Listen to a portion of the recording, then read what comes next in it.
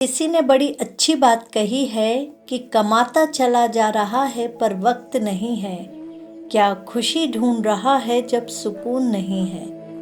Hello friends, welcome to अपनी digital diary. मैं रहना एक नई कहानी के साथ। तो कहानी कुछ यूं है कि एक गरीब आदमी था। वह हर रोज अपने गुरु के आश्रम जाकर वहां साफ सफाई का काम करता और फिर अपने दूसरे काम पर चला जाता था। अक्सर वह अपने गुरु से कहता कि आप मुझे आशीर्वाद दीजिए तो मेरे पास ढेर सारा धन दौलत आ जाए। एक दिन गुरुजी ने उससे पूछ ही लिया कि क्या तुम आश्रम में इसलिए काम करने आते हो। उसने भी बड़ी ईमानदारी से कहा कि हाँ, मेरा उद्देश्य तो यही है कि मेरे पास ढेर सारा धन आ जाए, इसलिए तो आपके दर्शन करने आता हूँ। पर पता नहीं मेरे सुख के दिन कब आएंगे। गुरुजी ने उस आदमी से कहा कि तुम चिंता मत करो, जब तुम्हारे सामने अवसर आएगा तब ऊपर वाला तुम्हें आवाज़ थोड़ी लगाएगा, बस चुपचाप तुम्हारे सामने वह अवसर खोलता जाएगा। गुरुजी की बात सुनकर वह गरीब आदमी चला गया और फिर जब समय ने पलटा खाया तो वह बहुत अधिक धन कमाने लगा था, बहुत अमीर आदमी बन गया था और अपने जीवन में वह इतना व्यस्त हो गया कि आश्रम में जाना ही उसका छूट गया। कई वर्षों के बाद वह एक दिन सुबह सुबह आश्रम पहुंचा और साफ सफाई करने लगा। तभी गुरुजी ने बड़े ही आश्चर्य से पूछा, क्या बात है, इतने बरसों बाद आए हो? सुना है बहुत बड़े सेठ बन गए हो।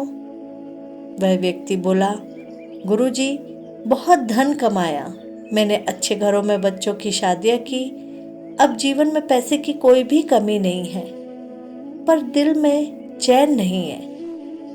हर दिन मुझे ऐसा लगता था कि मैं रोज सेवा करने आता रहूं, पर आ नहीं पाया। गुरुजी, आपने मुझे सब कुछ दिया पर जिंदगी का चैन नहीं दिया। गुरु ने कहा कि तुमने वह मांगा ही कब था? जो तुमने मांगा वो तुम्हें मिल गया, फिर आज यहाँ क्या करने आए हो? उस आदमी की आंखों में आंसू भर आए और वह गुरु के चरणों में गिर पड़ा और बोला कि अब मैं कुछ मांगने के लिए सेवा नहीं करूंगा, बस मेरे दिल को शांति मिल जाए। गुरुजी ने कहा कि पहले तय कर लो कि अब कुछ मांगने के लिए आश्रम की सेवा नहीं करोगे, बस मन की शांति के लिए ही यहाँ आओगे। गुरुजी ने फिर से समझाया कि मांगने से सब कुछ मिल जाता है, पर दिल का चैन, दिल का सुकून कभी नहीं मिलता। इसलिए सेवा के बदले कभी कुछ मांगना मत। वह व्यक्ति बड़ा ही उदास होकर गुरुजी की तरफ देखता रहा और बोला, अब मुझे कुछ भी नहीं चाहिए, आप बस मुझे इस आश्रम की सेवा करने दीजिए। उस दिन वह आदमी जान पाया कि सच में मन की शांति सबसे अनमोल है। बस इतनी सी ये कहानी थी। फिर एक नई कहानी के साथ जल्द ही आऊंगी।